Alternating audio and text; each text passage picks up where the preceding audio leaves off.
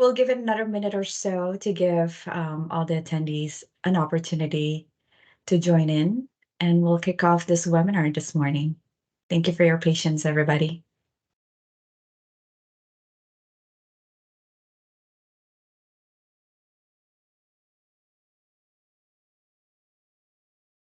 This is the part that I wish there's a music background. Yeah, Teams needs a standard option, the waiting room. Right? Next time we'll recruit somebody to sing for us. Yeah. I'm sure there's a singer somewhere right here.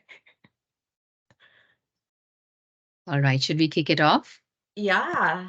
All right. It's 9:04. Good morning, everyone. Thank you so much for joining us, or good afternoon, good evening, whichever part of the US you are in. I'm very excited to have you all here for our first collaboration webinar between WiSTAM and also Namaste ERG. This morning, I'm very delighted and honored to introduce Dana Ginn, our guest speaker, COO of Gotara, joining by our very own panelist from Experian, Aanchal Kumar, Senior Director of Project Management for CIS, and Laura Koulet, VP of Legal Marketing Services Division. Before I pass this on over to our guest speaker and panelists, I do want to give everybody a reminder that this is an interactive conversation. We have exciting conversation about taking risks. So anytime you have a questions, drop it in the chat room. Christine and I will be monitoring that. We'll have a Q&A session later on in this part of the webinar, and we'll be going over that. Without further ado, I'm going to hand this over to Aanchal Kumar to start us off. Thank you, Aanchal. Thank you, Irene, for getting us started here. And again, a warm thank you to Dana for joining us today. So with any further ado, we'll get right into our panelist discussion here. So Dana, my first, today's topic, of course, is taking risks. We will cover various aspects of how to get comfortable with taking risks. We will hear from our speakers on their personal experiences with taking risks and what the outcomes were that they saw and what are the benefits that they've seen by taking risks. So Dana, my first question to you is, can you briefly describe a time in your life that you took a significant risk, and what was the outcome of the decision? Great question. First, let me just say thank you for having me today. I'm thrilled to be here on this topic. And to me, this is a critical topic, particularly for women, for men too. But for women to be able to take more risks and be bolder and courageous, we need to do that in order to advance our career. So I'm happy to be talking about this. Now to your question, Aanchal. I've taken a lot of risks in my career, but the last one I want to talk about, and it was a significant one. And this was when I decided in my mid-50s, not too long ago, that I was going to stop working in the corporate world. And I was going to go with Sangeeta, our CEO of Gotara, and be the co-founder and start Gotara. And I remember at the time, a lot of my family and friends are saying, no, this is the time of your life. You should be keeping that big corporate salary with the bonuses and the 401k. What are you doing going to a little scrappy startup? And I basically said, well, to hell with that. I'm going to do it. And I really thought about a little bit of the logistics. So I did think about the risk of financially as a startup, you're investing in it yourself. Obviously you don't get the big salaries like you did in the corporate world. And so I did consider that, but the biggest thing I considered was my emotional passion for the topic that we're doing. And so it turned out beautifully, this risk. I have to say, this is the best role I have ever had in my entire life. I can help people around the world. We can help companies like Experian.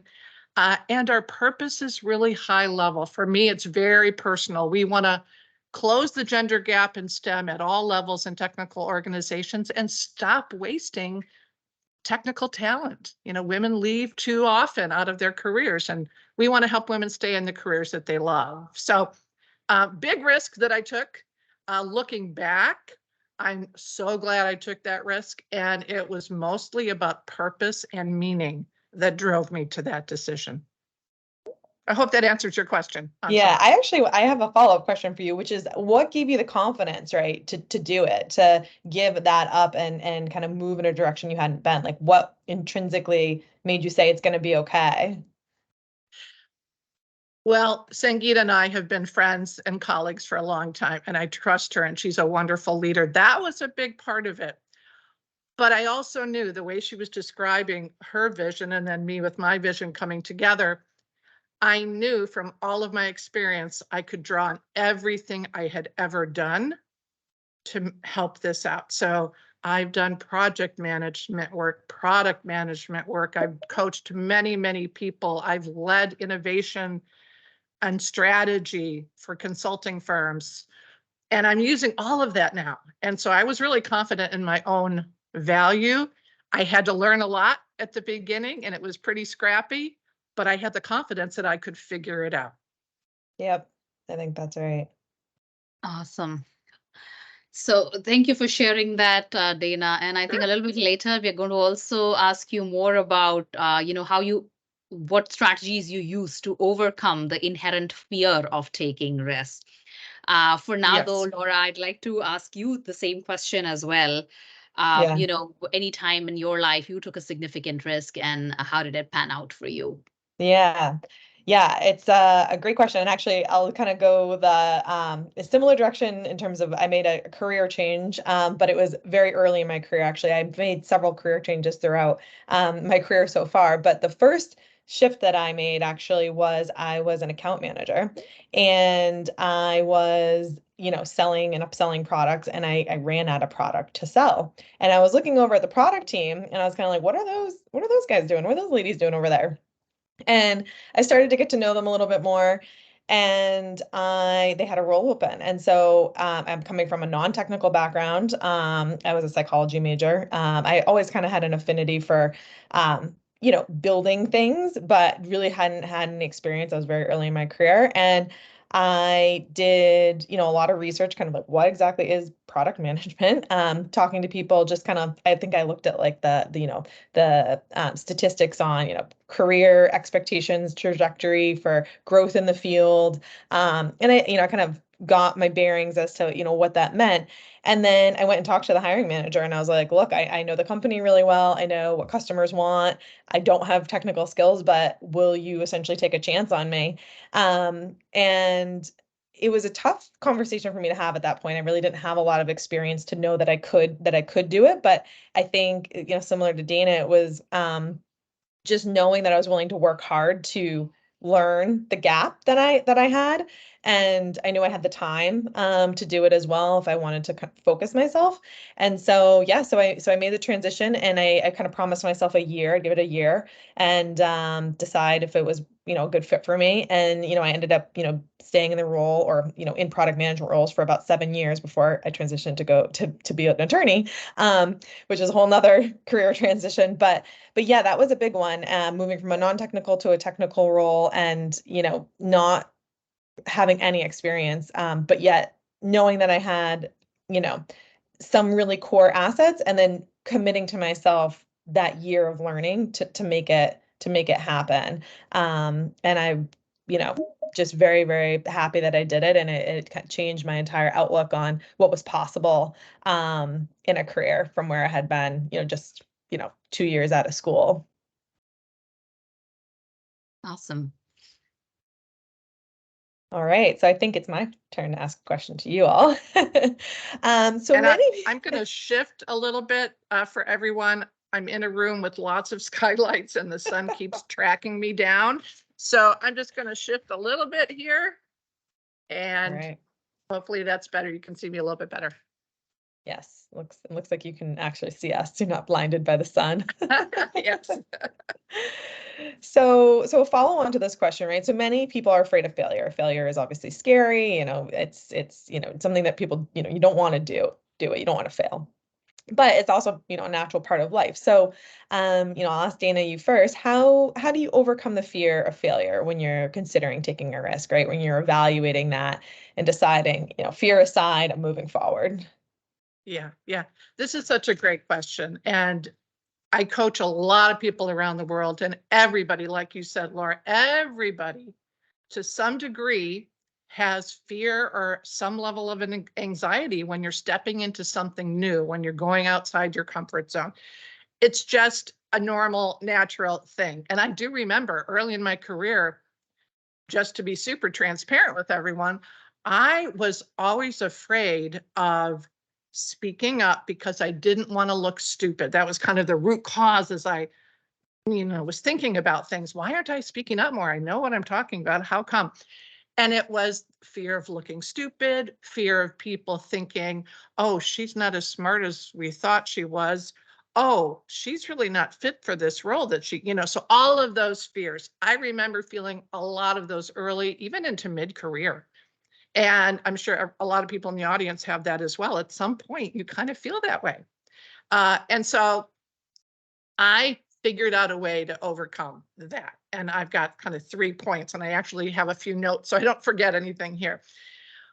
The 3 things I think about when I'm thinking of taking a risk and going outside my comfort zone, and this is whether it's having a really tough conversation with a peer, or whether it's taking a brand new role or launching a brand new product, I think about these 3 things. The first one is the human experience is a crazy journey, and everybody on it is kind of experimenting and doing the best they can, and every single person makes mistakes.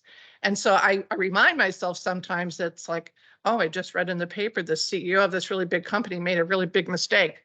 Okay, it's okay for me to make mistakes too. And that's the first thing I think about.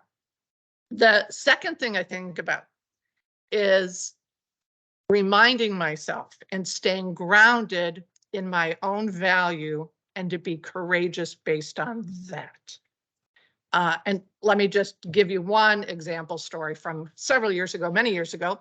I was in a big organization and they had a top 200 leader meeting, and I was invited. So I was thrilled to be invited, but I wasn't asked to speak. And they had a lot of people in the room with the 200, getting up and speaking. And I'm sitting in my chair and I'm thinking, I don't think they're any smarter than I am. I don't think they're necessarily a better performer than I am. What's the difference between me sitting in a chair and them up there on stage? And it was about courage and confidence. So the second thing I think about is I'm like, I have value to share. I have a perspective, a unique perspective, and I'm going to be courageous based on that. So that's the second thing I think about. And the third thing I do, because I'm kind of a data geek, like many of you might be, I do evaluations of the risk, and I'll do a logical evaluation and an emotional evaluation. So logically, I'll sit down and say pros and cons of having that tough conversation with my peer. What could be good that's going to come out of it? What could be bad? What could happen? What's the risk? So I'll do pros and cons, or I'll do a risk mitigation plan. So I do all that logical work. But in the end, I do an emotional gut check.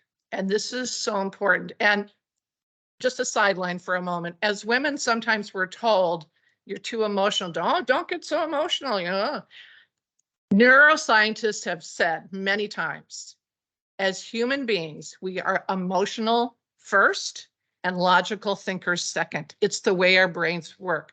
So emotions come into play, and I put that into my evaluation of taking a risk. So I think about things like, will this help me learn and grow? Will I find joy and challenge in this risk? How is it going to benefit my joy in work? So I think about that. I also think about, if I don't do this, am I going to end up regretting it in the end? Because life is so short, and I never want to look back and have a regret that I didn't take a risk I could have and should have, that would have made my life more full. And I also think about, is this a risk that if I make this decision, can I revert it if it goes back? So that comes into my evaluation as well. That's how I think about it. So No, those that's three really things. helpful. And I think talking about the emotional piece is actually really important because I think people try to ignore it, right? It's not emotional, it's just strictly logical. And it's actually, I think, a great benefit to consider, right, the emotional piece of taking risk and use that, excitement or that extra energy to kind of channel it into enthusiasm or whatever it might be to either learn from the potential failure or be successful. Right. So yeah, thank you for sharing that. And Yeah. so, yeah, Well, I'll just add one thing. yeah, Whenever I'm coaching people on making decisions or taking risks, I always say, like, do your logical first. Sit down, pros and cons, criteria, you're going to rate and do all that good stuff. And then you're going to sleep on it. And then you're going to look at it the next day and you're going to pay attention to your gut. When you yeah, think about going with option A, is your body feeling like lighter? Are you smiling? When you think about option B, are you frowning? Like, pay attention to what your body is doing and your emotional gut response, because the logical exercise isn't the decision maker. You are in the end. That's how that's I think exactly about it. right. Yeah. Trust thyself. It's very good advice. That is very good Yes. advice. So, Anchal, would love to hear from you what you think about, yeah, considering failure and taking risk and yeah, how you think about it. Yeah, absolutely, Laura. First of all, thank you for both of you for sharing that insight on the emotional piece. I feel that doesn't get talked about often enough in that positive way, right? Because it's always like emotions versus logic, and logic trumps emotion in some, or is supposed to trump in some way. And honestly, that's not true for many of our experience. Yeah. Yeah. Emotions are sometimes really good to lean into because it provides you that gut check. And at the end of the day, in the final moment, the decisions we each and every one of us make, whether men or women, are based out of emotion and not the That's pros right. and cons. That's a psychologically proven fact, scientifically Right. proven fact. So I love that you brought that up, Dana, because I don't think many people realize that, right? And it's important to be aware of that emotional response in you and take it as a positive thing versus a negative thing. In terms of what I do to overcome fear, I think a lot of the strategies you mentioned, Dana, are true as for me as well, that I've tried to hone on over the years. One of the things I try to do is, I know that I am, not. I tend to look at the negative sides of things more. That's kind of my nature, and it's true for many people. We are by nature more loss averse, so we tend to focus on the negative. So I try to lean into that and work it to my advantage by playing out all the worst case scenarios of taking a risk. So if, like, I have to go to an event and speak or something, I think, okay, what's the worst that could happen? Am I going to fumble? I'm going to use my, train of thought. And what's the worst that could happen? And once I lean into that and actually played it out in my head, sometimes it may even help to write it down. I feel like it takes the sting away from it in some ways, because you realize, okay, it's probably not that big a deal if I lose my train of thought. And so what? We'll see what happens. And invariably, it gives me a little bit of a sense of a comfort when I do that. So that's one thing I do, is like kind of take the risk, the outcome of the risk, to the very extreme and play out the worst case scenarios in my head. And that really does help me. The other thing I do is practice taking risks in a more controlled, safer setting to build that muscle memory of how to take a risk in a more important, significant scenario. So, in general, I feel that the first time you're practice taking a risk, or you go out and take a risk in a professional setting, shouldn't be for something major like a career change or when you're asking for a compensation, because obviously, it won't be the outcome. You won't have practiced the outcome, so it may not be what you expect. But if you practice it in a smaller setting, like this forum, for example, right? One of the things I try to do is to get more comfortable with public speaking, for instance, right? Or to voice my opinion in a setting where I know that I'm not the expert in the room. So I practice those small situations and just try it out and see what happens. And then judging from the response, the next, I refined kind of how I go about taking the risk and what I do differently next time. And it really helps me get a little bit more comfortable with being uncomfortable, because the longer you extend that duration of being uncomfortable, and the more you put yourself out there, the more you learn from it. And again, doing that in smaller environments, small team gatherings, safer groups really helps to build that muscle memory. So those are a Yeah. couple of things that I try. I love that. I think that's actually a really great thing to think about, because I know, physical training, right? Like I'm a skier, I've been skiing for a long time, you kind of work yourself up to like the bigger hill, but you don't talk about it a lot in careers, right? Like kind of take the small risks, build that muscle, take the smaller risk. Maybe it's a little bit bigger, maybe it's more in a week or whatever it might be. And you really can kind of build that courage muscle, right? As an analogy. And I think that practice is actually really important. And that was a very insightful, practice that you have to kind of, keep on working at it. I have a follow-on question for Aanchal, if I may. So I know a lot of people like you who they'll say, well, what's the very worst that could happen? No one's going to get hurt. No one's going to pass away. It's all okay. Just out of curiosity, do you do the other extreme as well? Like, what's the best thing that could happen if I'll be honest with you, I find it more difficult to do that, right? Because I talk myself out of it for some reason. And I don't know if it's just my experience or other one, but if I try to think too positively, I think there is some part of conditioning in me that makes me think, no, I'm being too positive about this and I can't be this positive. It's just not how I operate. But I do feel like one thing that has worked for me is figuring out if I just continue with the status quo and don't take the risk. And I think you referred to this earlier too. What is the outcome of me just not taking this risk? Am I willing to live with that? And sometimes that sets that light bulb in my head. Okay, I don't like the status quo. It's not acceptable to me. I have to take this risk just to be out of this situation. But it's very difficult for me to talk myself into believing super positive things about taking the risk. It's just difficult for me. I don't know if it's true for other people. What about yourself, Dana? Do you feel like that works for you? So I'm a little bit of the opposite, but I've learned to do what you do, because I'll usually be very optimistic. What could go wrong? It's going to be fine. And then I miss things. I miss maybe a potential risk that I need to mitigate. And so I try to do both, but I think it just depends on your personality and what works best for you. But I like the idea of thinking in extremes. What's the very worst that could happen? And if you're that kind of person, what's the very best that could happen? But, think about definitely the risks on your But that's where side. partnership comes in, right? For example, so like Dana and Aanchal, you would be perfect, mentors or just friends, colleagues, kind of assessing things together, right? And that's where it's helpful to find someone that doesn't think just like you, who's different, might have a different view, to help you frame up those extremes that you might have trouble getting to on your own. Yeah, I totally agree. I think that's a great point. True. Yeah. I think we need that kind of opposite perspective sometimes to just keep things real and keep things in perspective and help us appreciate a different viewpoint as well. So now on that note, on the topic of like thinking positively versus negatively, that is a very good segue to our next question, which is around, has there been a time in your life that the outcome of a risk didn't pan out as you expected? And what did you learn from that experience, and how did it impact you for making such decisions in the future? I have a couple examples. I actually have many, but I'll just share two.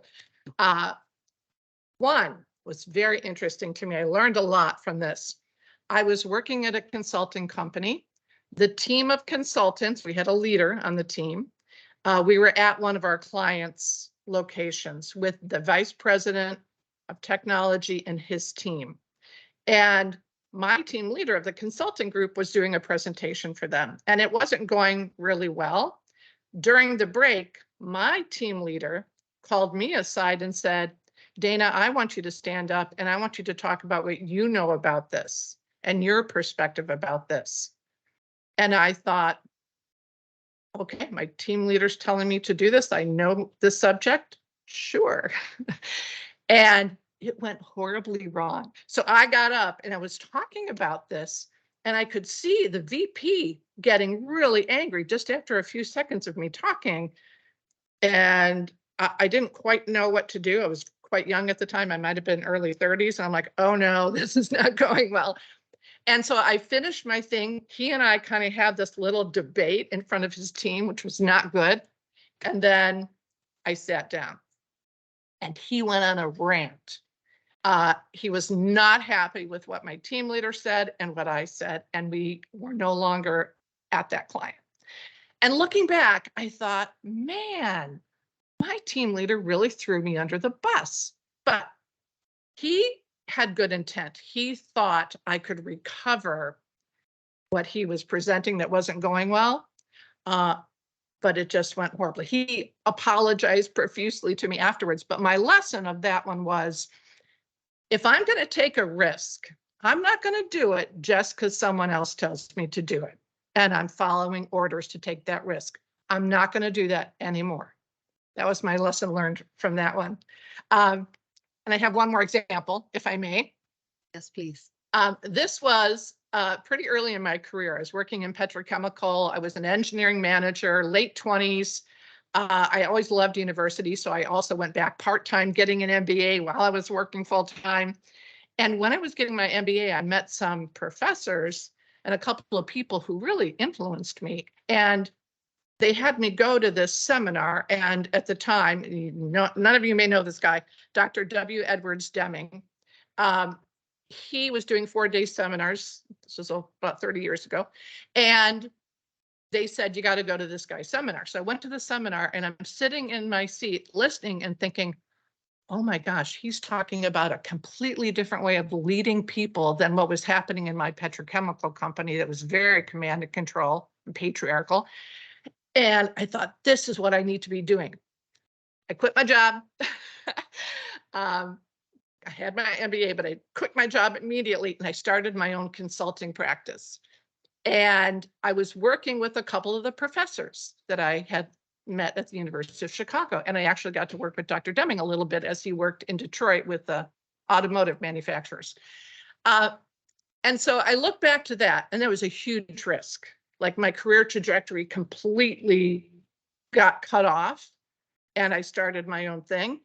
And if you were to look at this from a traditional perspective, saying, was I successful as this consultant? The answer would be no. I didn't make much money. It only lasted for 2 years, and then I went back into industry.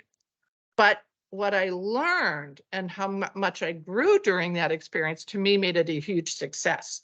But from the outside looking in, someone could have said it was a failure. It wasn't for me, but it changed the career trajectory to a place where I'm now so comfortable with what I'm doing and I love it. So those are just 2 examples of things that have happened. So I learned, never take a risk just because someone tells you. And I take risks when there's meaning and purpose driving me to do so. Very powerful. Yeah, lovely examples. Thank you for sharing. Yeah, and I think that those are examples of learning, right, from failure, right, being able to take those lessons and be stronger for them.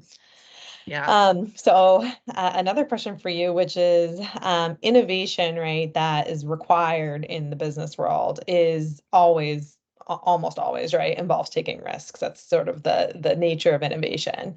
So when you think about fostering innovation at your organization, how do you manage, right, those risks that are associated with innovating and encouraging people to innovate and having a safe culture, right, to bring ideas to the forefront that are untested? And, yeah, how do you think about that?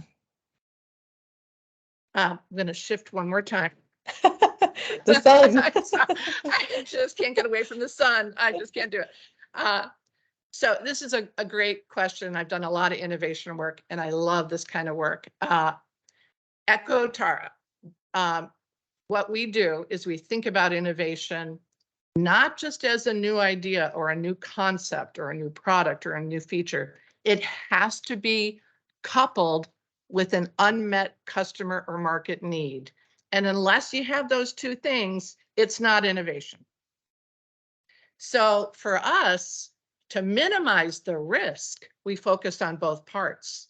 So first thing, we are always getting feedback from customers, good and bad, whatever it is, and we're trying to constantly improve features in our products and our services. And we do a lot of short little samples. We will call some of our participants or our customers and we'll say, I've got 5 questions for you. And, we go through and we collect that data on an ongoing basis in small samples so that we can make sure we're not trying to develop things that are not meeting an unmet need. So the customer involvement all along the process of innovation is critical. We have people looking at our hand-drawn prototypes and our wireframes and testing out the features in the UAT environment. We want customers involved all along the way, and that minimizes our risk. The other part about innovation is what you're talking about, I think, is how do you create that environment where people want to think differently and creatively and not be afraid of looking stupid or being judged? So what we do, and this is actually what we coach in some of our modules, we have lots of different creative thinking techniques that we use. So we use a broad range of techniques to just get people to think very differently. But the safe space is really the most important thing. So here's an example. Just last week, we were brainstorming on a team call, and we're brainstorming, and everybody on the team knows they're responsible for putting ideas on our list and for building on other people's ideas.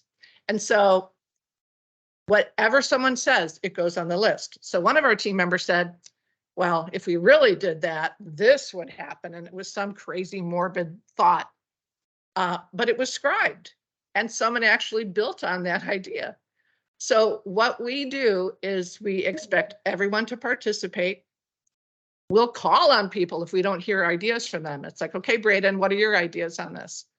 And we try to stop any idea killers, meaning if someone says something, it automatically goes on the list. If someone starts debating or judging the idea, time out. We're not at the point of doing that. We're getting a quantity of ideas. We're not thinking about quality yet. We're just getting all the ideas out on the table.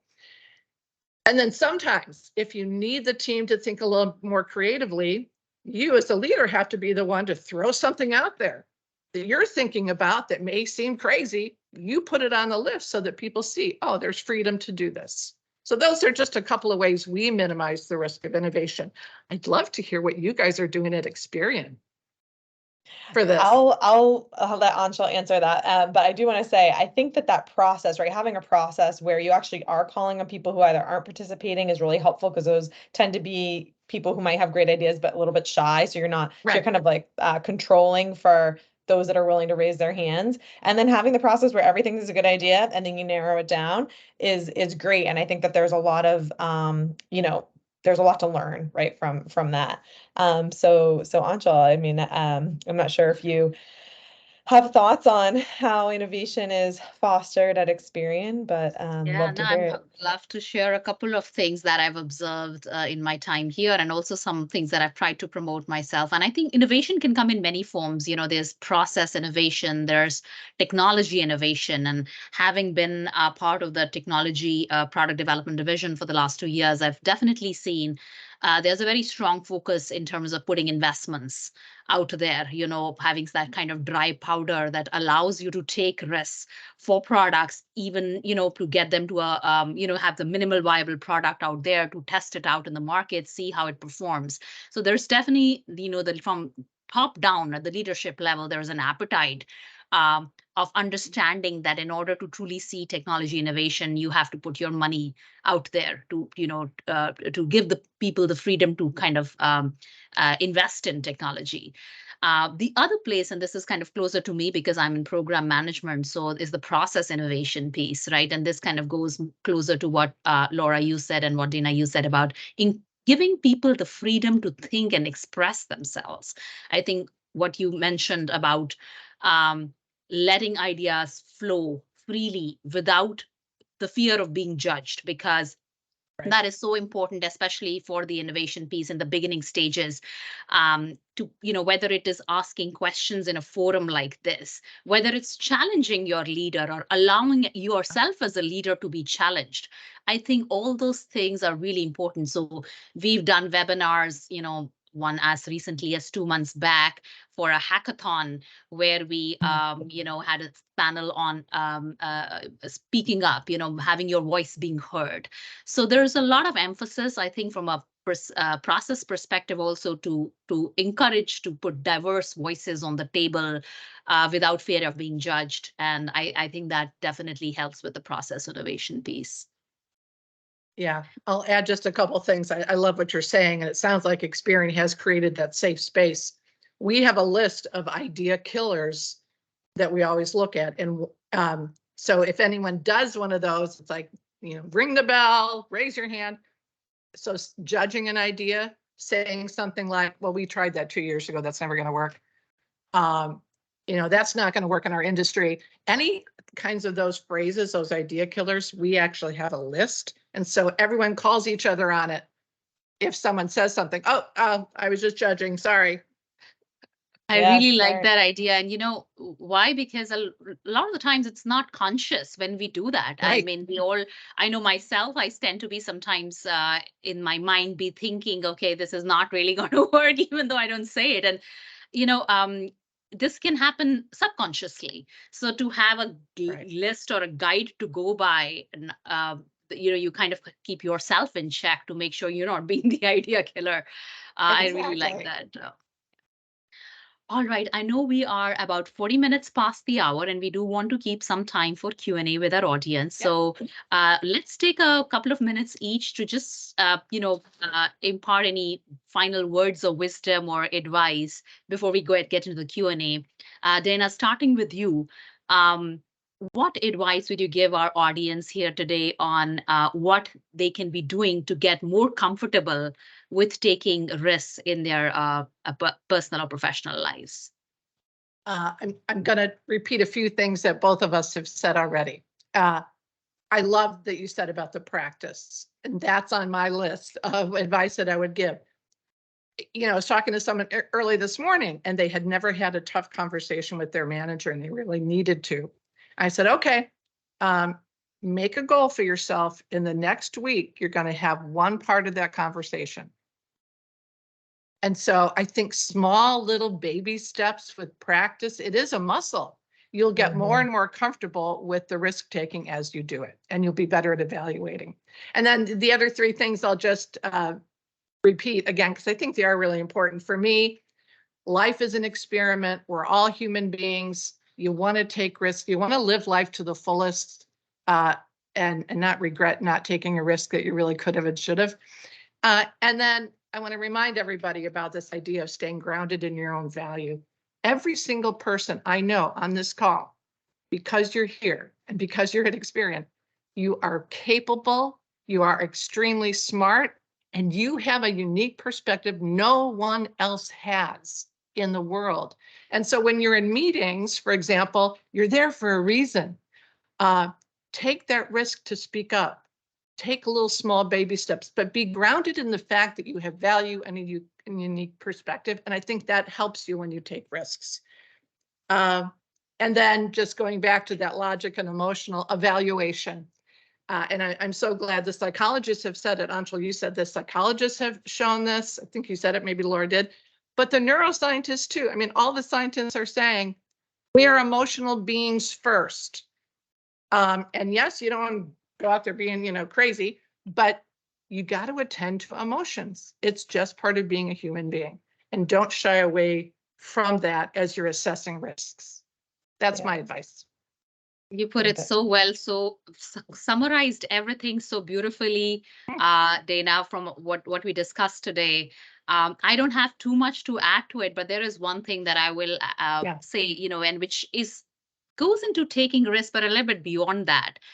Is the part about being uncomfortable and getting used to being uncomfortable. I've applied that both in my professional lives as well as my personal life.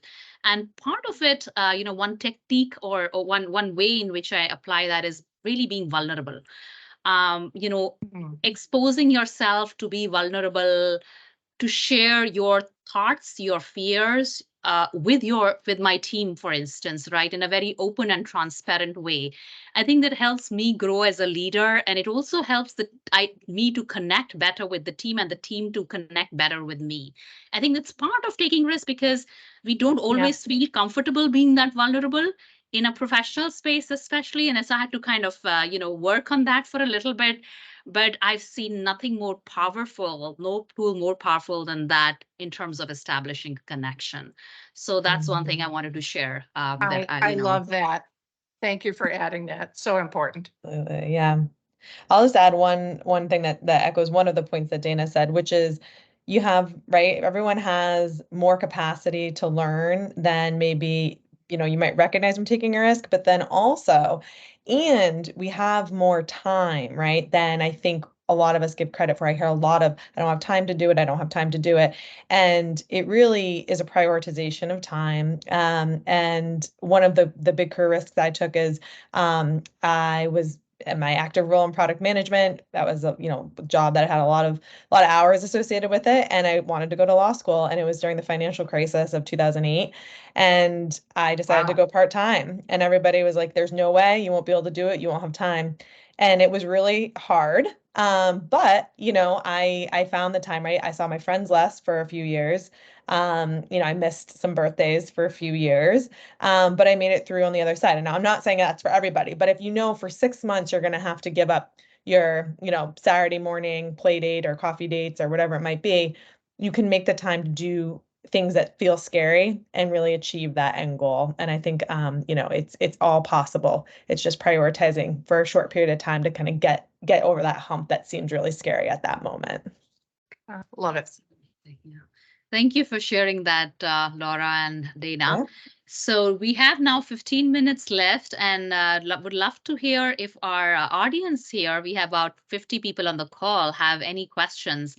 I think I do see one question in the chat window around what's the risk that you've taken recently that's panned out well. Dana, do you want to take that one? Sure. So I talked about, starting Gotara.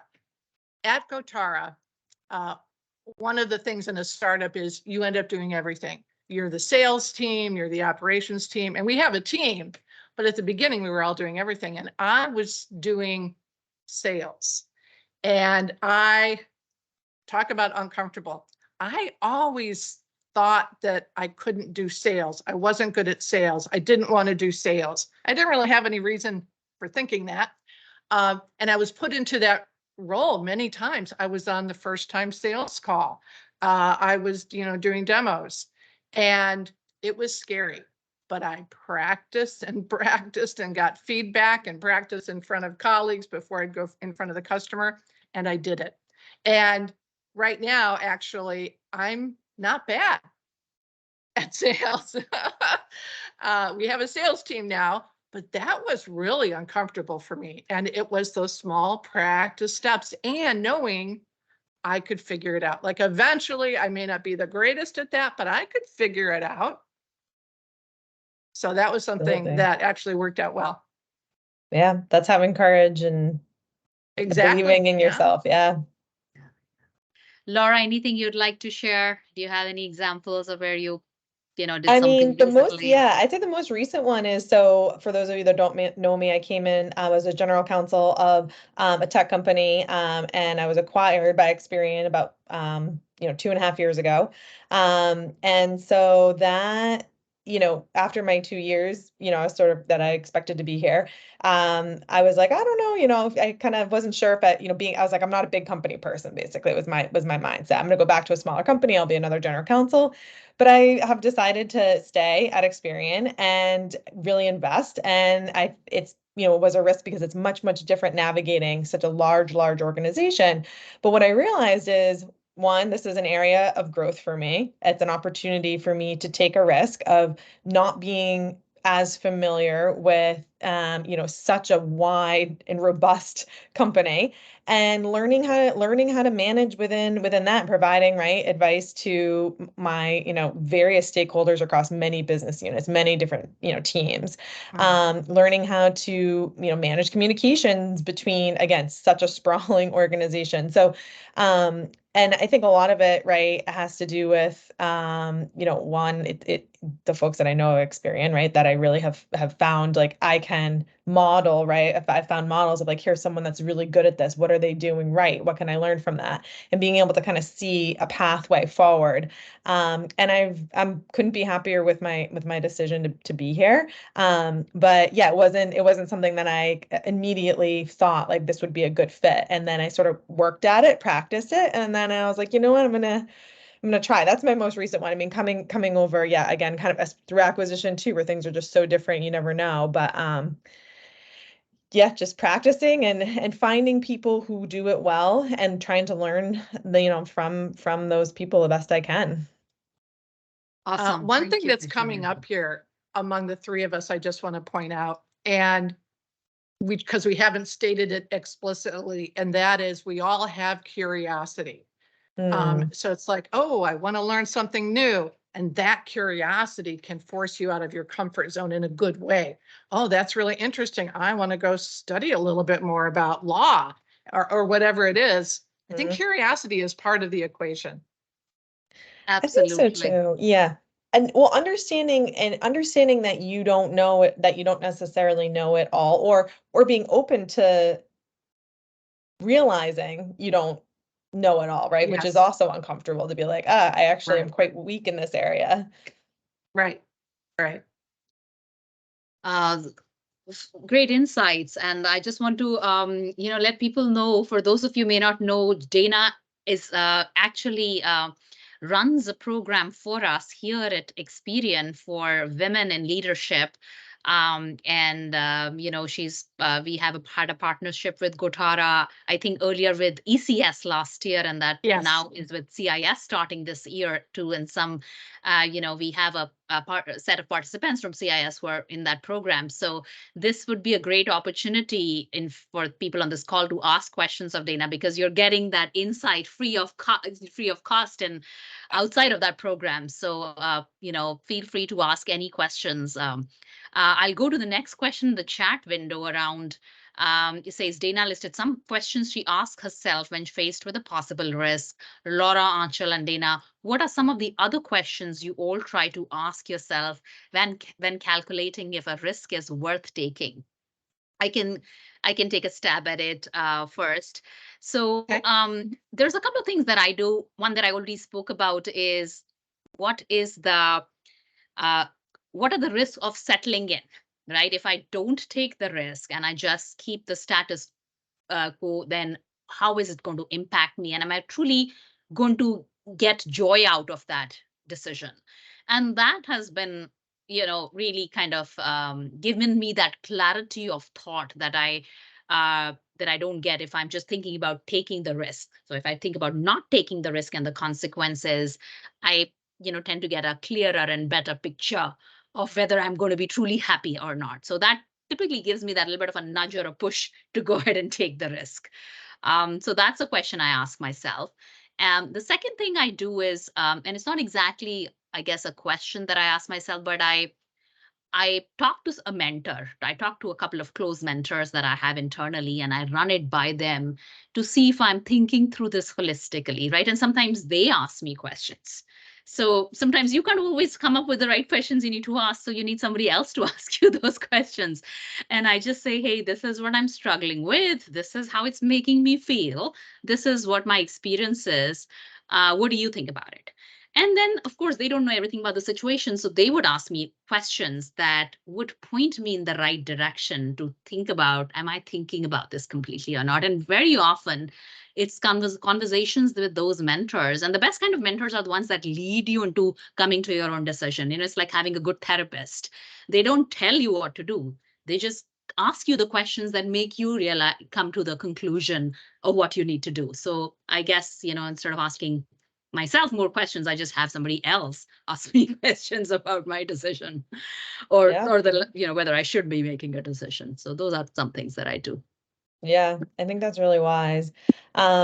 I do a lot of things, much of what Dana described, much of what Anchal described. I think one thing that we haven't touched on yet, which is outside of myself, right? I'll kind of do the pros and cons, the best case, the worst case. I do a lot of research, collect data, sit with it, sleep on it, emotionally feel how things feel, right? I do all that. But then I also have realized kind of throughout my life, something that's really very, very core and fundamental to how I think about risk is the impact, right, to my family, right? I have aging parents. I have, recently married, have a beautiful little daughter. And so, those are two kind of opposite ends of the spectrum of what my family is. But, I kind of have to ask myself, like, is this going to impact them or influence the time that I can spend with them, influence my ability to be available or care for them? Or is it, going to be an add in that column or status quo? And so I'll kind of give an anecdote. I remember I was at a law firm for a short period of time, very different incentive structures than tech companies, which is what I grew up in, and kind of how I've always thought about things is, being efficient, kind of working towards problem solutions, processes, all these things. Law firms aren't necessarily always great at those. And I remember I was working till like 3 a.m. I was working on a merger on my birthday. And at the time I was kind of like, it's not a big deal. But I remember that, just the next day being like, I never want to work on my birthday till 3 a.m. again. I just don't want to do it. That was just almost like a hard line in the sand for me. And, we all have those examples of kind of, and I never have, right? I left the firm shortly thereafter and I was like, this life is not a good fit for how I think about my life and what's important to me. So that's just a small anecdote, and it's kind of silly. It's a birthday, but there are all these moments where you kind of just have, you're like, this is not going to work for me. It's not worth the impact on, I think I actually planned to have dinner. I think that's what it was. The disappointment that my family felt of like, oh, well, okay, I guess we'll, catch you tomorrow or whatever. So that's always a kind of like the cherry that I think about when I after all the soup has been made, I think about a little sprinkle of Parmesan cheese. And that's my family. I'm like, what am I going to get that light that I want with my family? And I think that's a really good insight. And thanks for sharing that, Laura, because a lot of the times I think those are the turning points, the inflection points that make us more educated about what is acceptable to us when we are taking a risk, right? And what are the non-negotiable things that we are not going to change our mind on. And it's good to realize those early on because it makes things so much simpler later. Yeah, right. That's just boundaries. Exactly. I love that example too. That was a real calling, I was signal for you. That's wait a second, what am I doing? And I think there is this part about finding what is so meaningful to you as a human being and your family and people around you. And again, making sure you're aligning your life with what's most important to you. And I know pretty early on, I learned I'm a teacher and a coach at heart. Like that's my deal. And if I can find roles that fit with that meaning and purpose, I am so happy. So it's, kind of make sure you're always thinking about, what do I love doing? What do I not love doing? What really drives me? What am I really passionate about? And what fits in with my family? And that can be a big, big help in decision making and taking risks. Yeah, that's a great thing to always track. Keep that in mind in the forefront and in the center of sort of your evaluation and analysis. Right. I think we have one more question in the chat window, and that might be the last question that we have time for. Dana, I'll give this to you. Do you think that team building is an important part of innovation sessions? If so, would you be so kind enough to provide some tips around that? So basically, how do you, what do you see as the relationship between innovation and team building? Yes. So I think it's a deep relationship. It's closely connected, but I want to define team building very specifically. So personally, I've just never been a fan of, let's take the team and go out to an outdoor thing and do zip lining together. I mean, okay, fun, but I think about team building as we're working towards a common purpose. How can we come together collectively and get the most out of our full potential? And so, yes, that kind of team building, 100%. If you like the other stuff, okay, fine. And some of the ways we do it would be just, I'll give you an example of something I used to do with teams all the time. If I was running a big project or big program, we would have the teams and we're doing innovation sessions, we would often talk about team dynamics. And we would open up every daily huddle. We had 5 minutes to talk about how's everyone doing? You know, is everyone working well together? Are any of our values being not adhered to?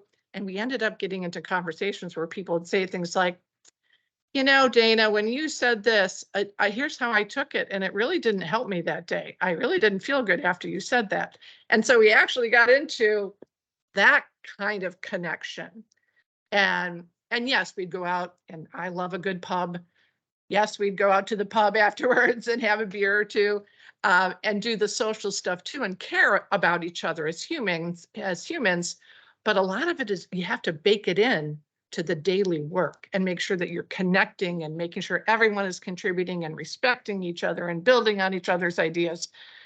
Long answer to a short question. It's very tightly connected. You have to address it. It will not work unless your team is a cohesive unit working towards a common purpose. But again, the emotional piece of it is so critical, right? Making sure that that's recognized and respected. Yeah.